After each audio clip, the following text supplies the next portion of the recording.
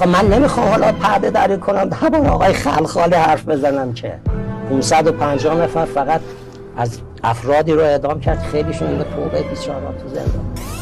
ما اینها را اعدام کردیم برای خاطر اینکه یک ملتی را به اسارت کشیده بودند. نخست وزیر سابق رو برای چی زمان شاه رو واسه چی کشتن؟ همون دادگاهش تموم نشد. هویدا اینا راست چی کشتن؟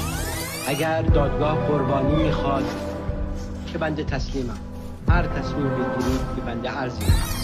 رئیس آموزش پرورش اون خانم فخرخوی پارسا اون واسه چی کشت؟ اون که خارج بود.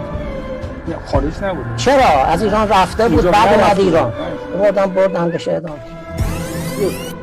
دولت وسایل تحصیل رایگان کلیه کودکان و دانش‌آموزان مملکت را از کودکستان تا آخر دوره راهنمایی تحصیلی فراهم کرد. شهردار تهران نیکپه یکی از اتهاماتشی بود که تهران ترافیک داره.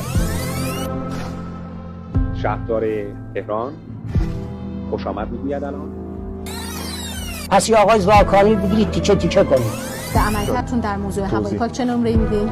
به نظر نمره خیلی خوبی باید بدیم.